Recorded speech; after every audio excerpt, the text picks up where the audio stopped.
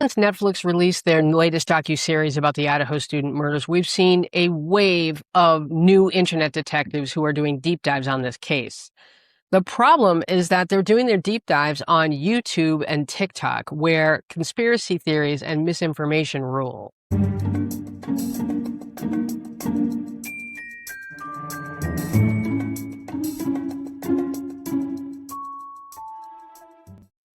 Welcome to Character Analysis True Crime, the channel where we take a behavior-first look at crime, criminals, and dark psychology. Seeing an awful lot of new creators and new faces discussing the Idaho Four case, and I'm growing increasingly frustrated at the fact that the information that they are sharing in their video, in their contents, is almost across the board completely wrong. Now, I'm going to start with one video. I'm not going to play the creator. I'm not going to play the video, but I am going to address the different points that she makes in this case. And she starts it off by saying that she believes that there was a cleanup, and her reason for believing that, the first one has to do with Murphy, who was Kaylee Gonzalez's dog. Now, Murphy was at the scene. He was there that night. He, from what we're told, was, you could hear him on the audio outside barking for a solid half an hour well after Bryan Kohberger left the King Roadhouse. And what this creator said was she found it highly suspicious that this dog did not go into Maddie's bedroom where there would be, as she said, blood all over the floor, and wouldn't have any blood on his paws or on him at all.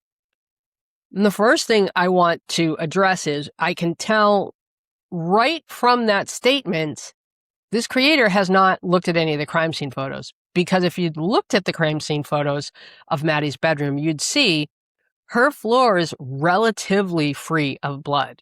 There's very, very little. There's one spot that I noticed near the side of the bed, near her sweatshirt, that looks to me like a low velocity blood spot. And I think that is indicative of that's where Kohberger was standing at one point, and he had the weapon down by his side. So there was very little blood on that floor because Maddie and Kaylee were in their beds. Were in Maddie's bed. The mattress, the bedding, the comforter, all of it is going to absorb a lot of the blood. And if you remember, we thought that this mattress was Ethan. But now that we know what we know, we're aware now, this most likely is not Xana's mattress. Most likely it's Maddie's mattress. Which, to me, shows, and as you can see, all the different stains, all of that blood gets absorbed or got absorbed by the mattress. What people don't understand is where the blood goes and whether or not there's going to be blood on the floor has a lot to do with the direction of the weapon. And if you're standing right by the bed, which is where they believe Bryan Kohberger was standing, or possibly kneeling, that's one theory that he kneeled one leg, one knee on the bed to sort of balance himself.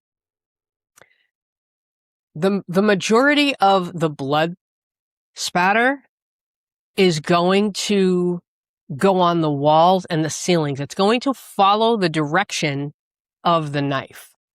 So if he's standing by them and he moves the knife in a downward motion, then pulls it up with force, it's going to go on the surface across from the knife, or it's going to go above. So that's why the majority of the blood in Maddie's bedroom was on the wall, it was on the ceiling, and it was at where the headboard would be. There was very little blood on the floor. And we were never really told, at least I'm unsure of it, and if someone knows this, you can put in the comments. I don't know if Maddie's bedroom door was open when police got there. If it was closed, then Murphy's not going to be able to get in there, so Murphy's not going to be walking around.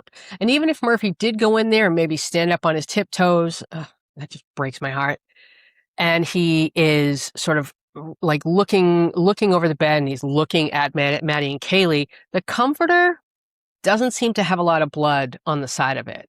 So it's not surprising that Murphy wouldn't have any blood on him. He did appear to follow the suspect downstairs, or at the very least, come downstairs while the suspect was downstairs and go outside and start barking. And he stayed out there for a good half an hour. That poor thing, he's obviously trying to get help. So at that point, the killer, we know, according to law enforcement, left the slider glass door open. Murphy could come and go as he pleased.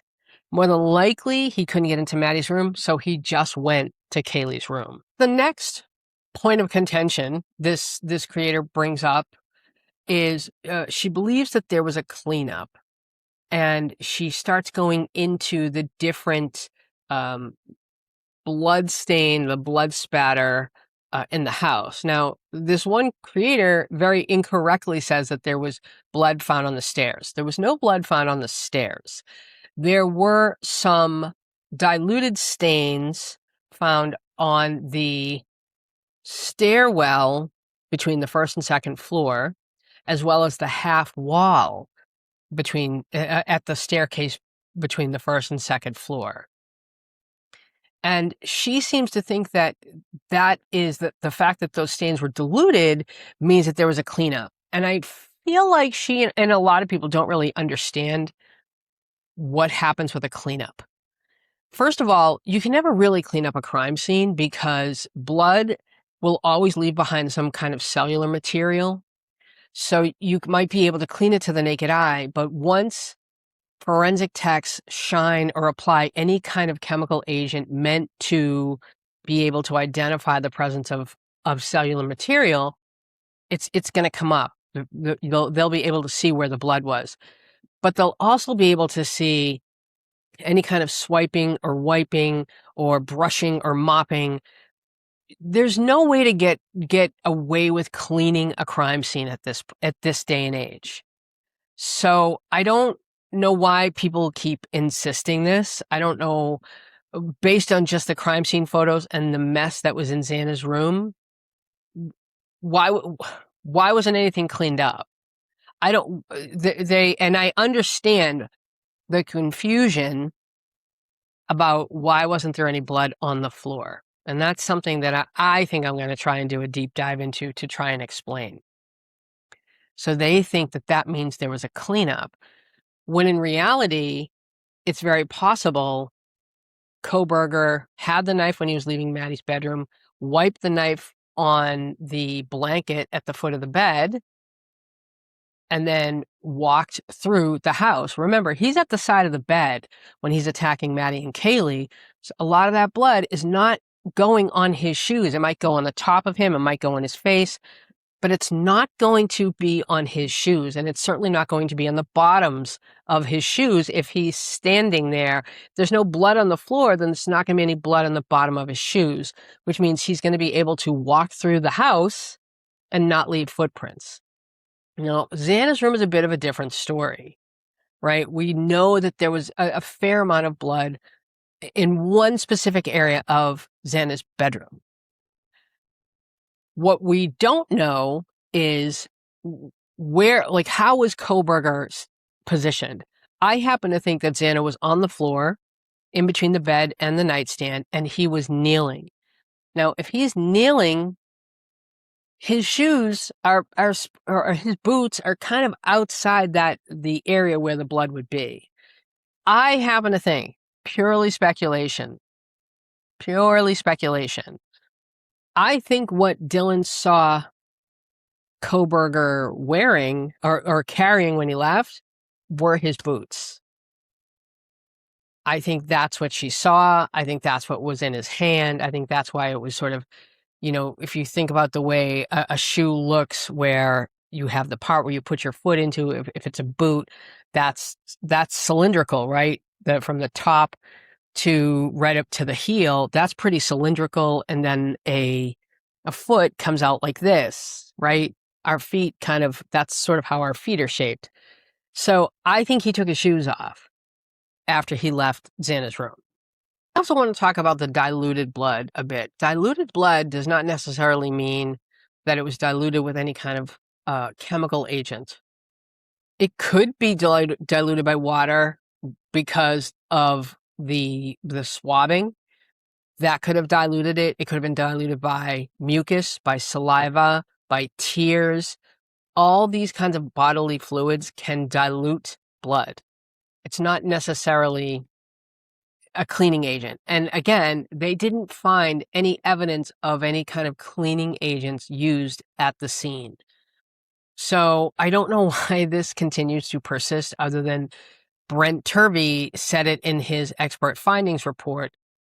And people don't understand Brent Turvey was hired to write a report that supported the defense's narrative. He was a defense expert witness. So he was going to argue that he believed that there's the possibility that there were more than one killers and there was a cleanup. I discussed the other day a case involving, I think it's named Daniel Marsh, and he killed an elderly couple. And there were a total of about 130 stab wounds. And he desecrated their bodies. He did horrible things to their bodies. And he managed to leave that crime scene without leaving behind any footprints, any fingerprints, or any DNA. And he did it. He taped the bottom of his shoes. He covered his body from head to toe. This is a 15-year-old kid. If a 15-year-old kid can know how to prevent or mitigate the chances that he leaves forensic evidence behind, a 27-year-old criminology student would be able to do so as well. The other thing this creator said, which was really a dead giveaway, that all they did was either read Broken Plea, which we all know is a joke, or watch one of the many conspiracy theory creators who read that book and think it's accurate, even though many things in it have been debunked. And she said that the bathroom on the first floor there was nothing in it. That's just wrong. That's just incorrect. And we first heard that from Brent Turvey. Brent Turvey said that bathroom was spotless. No, it wasn't. No, it was not. So I can tell this creator, their research was watching creators who've read Broken Plea. What I don't understand is there's so much information available, right? There's police reports, there's supplemental reports, forensic reports, autopsy reports, crime scene photos, witness statements, hearings. All of this information is available. But people are just, I'm sorry, they're just too lazy. And I think a lot of them are just too unintelligent to actually do the research and read the reports themselves. And so they're just being lazy, and they're going to these conspiracy theorist creators to break it down for them, not realizing that the conspiracy theorists, they have it wrong. Conspiracy theorists never talk about the numerous complaints that were filed against Bryan Kohberger during his tenure at WSU. They don't talk about how women had to be escorted to their cars. They don't talk about how a sensitivity seminar was organized because of Bryan Kohberger's comments and behavior, because of his homophobic, his xenophobic, his racist comments, his sexist comments. They don't talk about how students saw Kohberger with bloody knuckles, or that he started wearing a puffy jacket after the murders. He started wearing it inside in class, something he'd never done. Time they do address the evidence against Bryan Kohberger, and there is copious amounts of evidence against Bryan Kohberger, anytime it's brought up, they find an excuse for it. I want to hear the excuse for why this man had identification cards of two women, one of which was a former coworker. Why did he have their ID cards stashed in a glove, hidden in a box in his parents' house? I'd love an explanation for that. I'd love an explanation for why Bryan Kohberger bought a K-bar knife in the first place when he wasn't a hunter. And I'd like to know, why can't they find it? Why did it magically disappear? Why was he looking for a sheath and a K-bar, or doing a search for a sheath and a K-bar on Amazon just a couple days after the murders? There was a car similar to his seen driving around the house the night of the murders. Why did Bryan Kohberger manually power down his phone that was fully charged? Why did he do that when he had no real history of doing that? And why did he power it down around the time of the murders and then turn the phone back on about a half hour after the murders? Why did the DNA on the sheath found underneath one of the victims match the DNA that was taken when he was arrested and they did a swab inside his cheek? Why did a professional who works with predators say that if they give Brian Koberger his PhD, he will go on to be one of those professors that sexually harasses and assaults their female students? Is it that people in Koberger's area, 2 women, why is it that 2 of them had their apartments broken into? One had perfume and underwear stolen. The other had items on their toiletry items lined up on their vanity and cake taken from the countertop and put in the microwave. Why are these strange things happening? Nobody's answering these things. No one wants to talk about these things. They want to debate the CAS data. They want to debate Othram and DNA, but they don't want to talk about the ID cards. They don't want to talk about the sensitivity seminars. They don't want to talk about women feeling afraid of him. They don't want to talk about the bloody knuckles. If you want to learn about this case, I'm going to put a link into the episode description, and it's to a spreadsheet that my friends created that is very extensive and inclusive. It has all the Idaho state reports, the Moscow police reports, links to all the hearings, crime scene photos, links to all the witness interviews. I'm going to link it below. If you're really interested in this case and you really care about justice and finding justice for these 4 kids who were brutally, savagely murdered, then I would ask that you do the work, that you look into the actual evidence and reports that have been put together by forensic specialists, by the FBI, by criminal specialists, by profilers. Do the work. Don't be lazy. If you have any questions, and I'm sure some of you are going to have thoughts, because yes, I am a very proud guilter, and I always have been. So feel free to leave your thoughts in the comments. Make sure you subscribe to the YouTube channel and subscribe to my Substack, which is mycharacteranalysis.substack.com. If you become a paid subscriber, you get access to the private Discord, the private chats, where we do private screenings and private voice calls, where we talk about cases and where we talk about anything related to human behavior, dark psychology as it relates to crimes and criminals. So make sure you can subscribe to my Patreon, which is patreon.com/mycharacteranalysis, or you can subscribe to my Substack, which is, I believe, mycharacteranalysis.substack.com. Thank you for listening. Please like and share. Please leave your feedback, and I'll talk to you guys soon.